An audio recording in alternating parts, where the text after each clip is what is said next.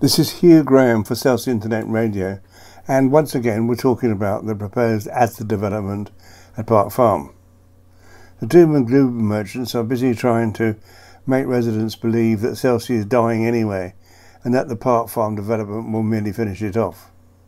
These people ignore the fact that there are many successful businesses in Selsey, and to start this podcast off, I'll name just about a dozen. You'll be able to name many more.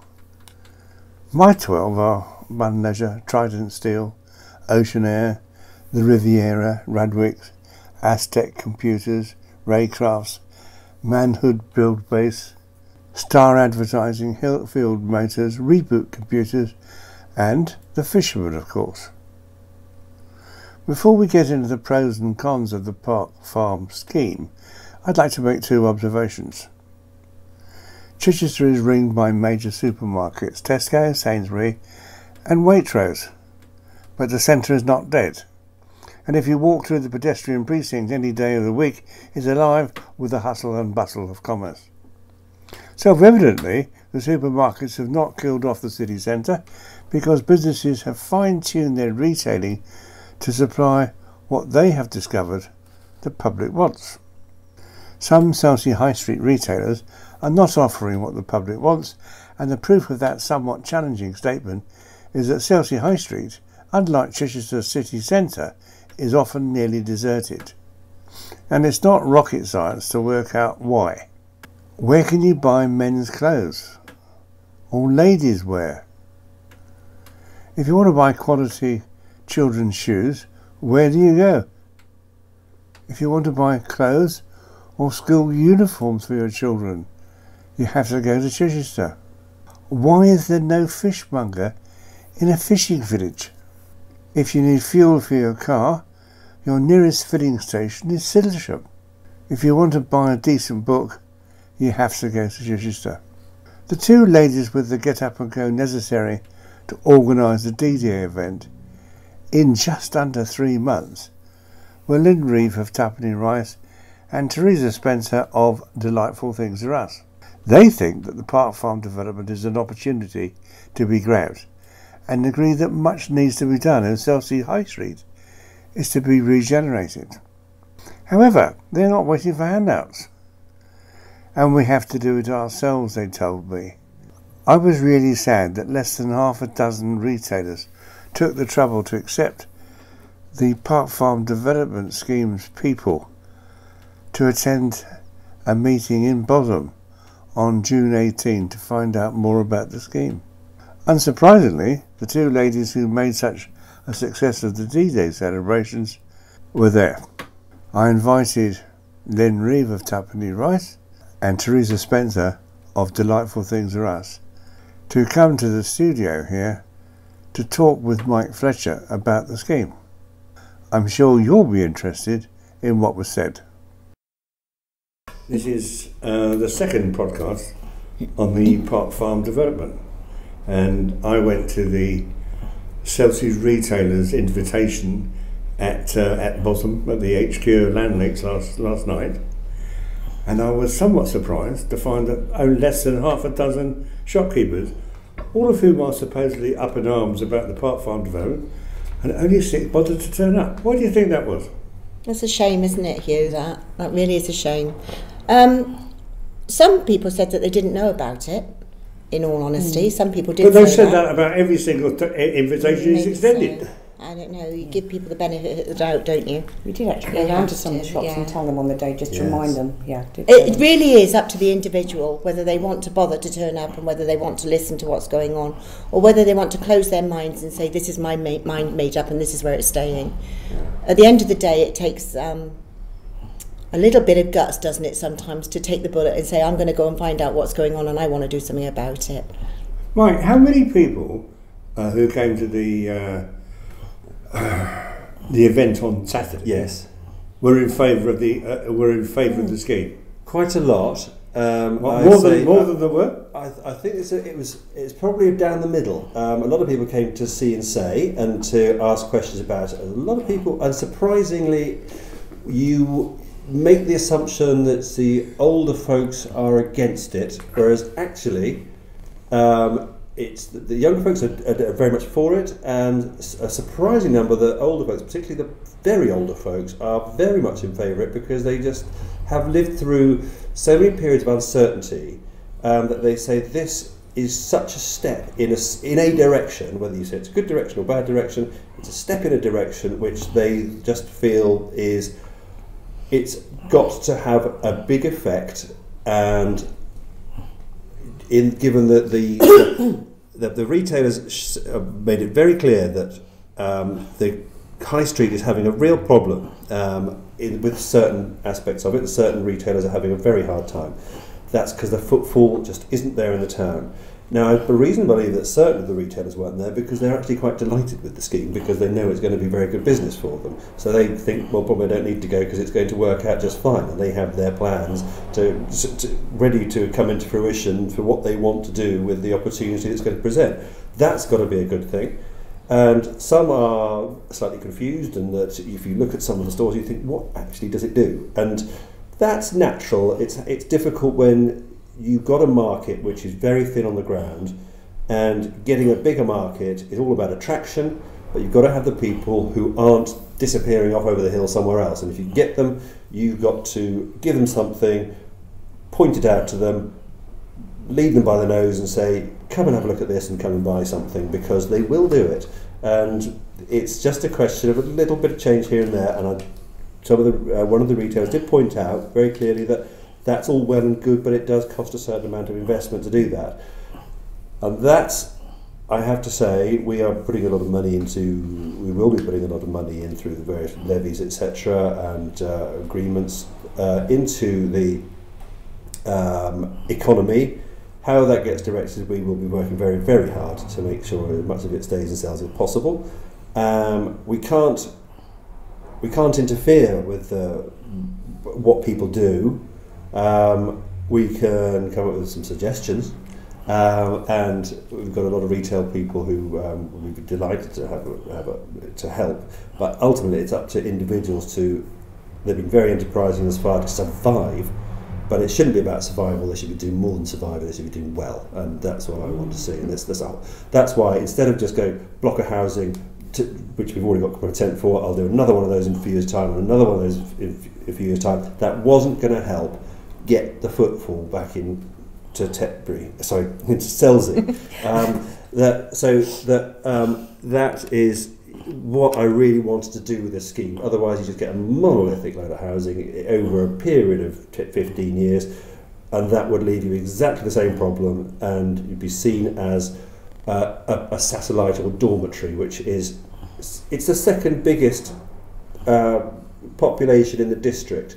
So it's got to stand on its own two feet and say, Chichester, it's not about you. You've got to listen to us and do what we want to do. We're big enough now, and we've got everything. We're a completely coherent community. We've got everything that the modern world needs to say we're a town of our own making, and we say what we do. And that's just, I think this scheme gives it that tipping balance. It throws the dominoes over. It really is an opportunity. And it's up to the individuals to seize it. After last night's meeting, I talked to my wife and I talked to two other ladies in Woodland Road, and I asked them why they went to Chichester to do their shopping. And they said, well, we do lots of shopping in Selsey, where we go to the shops which we know sell the thing that we need to buy. But if I want to buy children's shoes, or I want to buy underwear, or I want to buy my husband a new shirt, I can't do it in Selsey. He said, and the reason that many people leave Selsey for Chichester, and sometimes for Bognor or Portsmouth or Brighton, is because they can't get what they want in Selsey. Now, is that the fault of the retailers, or is that the fault of the residents? Well, there's a bit of both. I'm not going to blame the retailers for anything. I'm a retailer myself.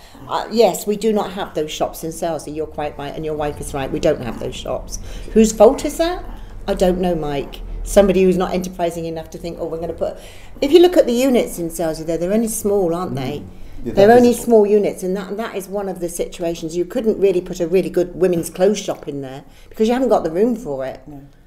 You know what I mean? You haven't got the room. You could put a little underwear shop in there. Yes, you could, but it's a very small one. Nowadays they're quite big. You know, the one in, for example, the one in Petworth is surprisingly large, and it's not the underwear that's large. It's the shop that's large, and sorry. It's about. It does require a certain floor area, so there's maybe got to be changes and adaptation in buildings, and I don't know whether they're owner occupied in the main or they're leased or what have you. I think maybe some have got to be joined, but it's also the high street is a conservation area, so that the conservation people have probably got to have a hand in this as well and realise that they've got to allow and encourage some adaptation to make sure that it's worth conserving. Otherwise, they won't have a high street to conserve. The Emporium would be a brilliant. The Emporium is shops. a beautiful shop, lovely size shop there, right on the edge of the high street, but it's there, and that would actually include more that side of the high street, but there's somebody in the Emporium at the moment, isn't there? It's been allocated. So if in fact you cannot, or residents cannot get what they want to buy in Selsey, it's no wonder they're going outside of Selsey. Which is why we need to put in Selsey. You have to address this, don't you? Yeah, we also have to address putting into Selsey, and this really hasn't got much to do with Asda. I've said this before. Whether or not Asda comes, Selsey High Street needs revamping. It needs to grow, and it needs to have a look at what we've actually got there and what we need to put there. One of the things that we've talked about today was that Shepton Mallet, and somebody quoted on Shepton Mallet that the success of Shepton Mallet was directly down to the visitor attractions that it put into the town. So we need to look at the high street. Yes, you're right, Hugh, and we need to say we need this and we want that and we want that. And I believe in the week we're going to try and get together a big shopkeepers meeting and discuss exactly what is needed and what isn't needed and how we can go about getting it. So how many shops are there in the high street? I don't know. I've never counted them. I don't know. Okay.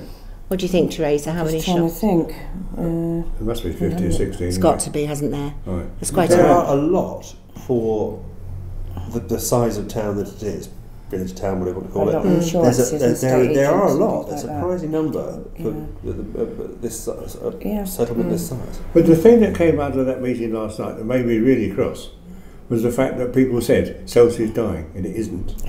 Well, the high street may be in trouble, but the businesses in Selsey aren't. Not all of them, no. It's the high street, we're addressing at the moment because we are high street retailers. Right. So that's what we were addressing last night. This is what's going to attract people to the town, isn't it? What's going to attract people to the town is some vibrancy and some growth, and people that are getting on and actually doing something, and that's going to attract people to the town. Let's get a bit of life going. Teresa's got a beautiful idea about having music in the streets on a Saturday or whatever, having people dressed up and doing different things. Let's get a bit of vibrancy. And if you walk around Bath, for instance, although we're not on a nowhere near Bath, but if you walk around Bath, it's just cosmopolitan, it's just completely colourful. It's a wonderful city to walk around. And we are able to have that in Selsey if we adapt and change and just put it in place. So, how are you going to energise the town council to help you? We're trying. Okay. We're trying to hold events like D-Days and things. Did anybody notice? We are trying. We're trying. Yes, that has. And it was extremely successful, wasn't it? And I believe that the town council does listen if it's got to listen, if it needs to. For instance, there was one little project, I'm not going to mention it on the radio, there was one little project that we're into that they started off saying no, no, no. And now because of D-Day and out of D-Day, it's grown into a, yes, let's look at that. Let's see if we can make that work. Let's look at ways around it. But so there is a Selsey syndrome, isn't there? There is. Basically, it's let's find all the reasons for not doing something. Exactly that. It's fear, I think. It's fear, I don't know what it is. I don't know. I think that you're quite right. I don't know if it's a Selseyism. I don't think it's that. It's not the people of Selsey are wonderful. We are generally apathetic about most things. Yeah. But years ago, I was involved in the Selsey Birdman Rally. And it was launched originally to bring attention to the local branch of the Royal Air Force Association. And everybody said it couldn't be done, but it was done. It's fantastic. And we had loads of maniacs leaping off the lifeboat pit. Wonderful. I'm sure we could find a few more to do that, Hugh.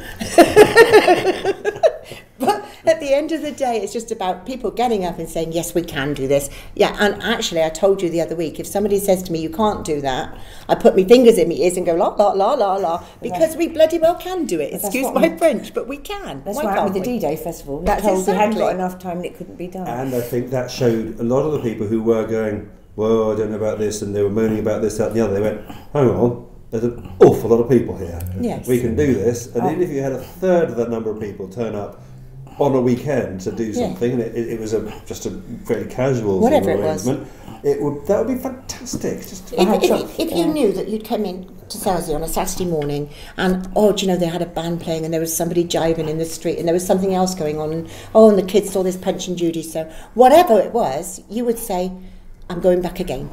Yeah. And it wouldn't matter whether you had a closed shop in town, to be honest, because people would come for the feel that Selsey people can only give them. And if you notice on that D-Day, it was the Selsey community spirit that got everybody. I looked along the road and there were people in tears. Yeah, sure. Because they'd not felt that for a long time. So why can't we do that all the time? We can do that all the time, and that's what we want to do. So what is it you need? Funding. That's one of the biggest problems. Well, we are trying to raise funds in all sorts of different ways. Okay. And you have to have a goal to reach for, and the first one will be this event, and then the next one will be the next Christmas event. And then it becomes... Perhaps once Asda has made its inroads into the town, and once Asda has started to fund whatever it's funding in town, and then people will want to participate, and it will make the town richer. Not just monetary richer, it will make the town richer, the people richer. Sure. You know, that it will enrich lives, it really will. So it's important. I think I have to say, Lyn and Teresa have given something by doing the D-Day thing, which is very, very rare these days, and that is to show people that, and I don't want to say anything wrong, but Selsey seems to me as slightly fractured in the way it's in a lot of people's experience of it. People who live in Selsey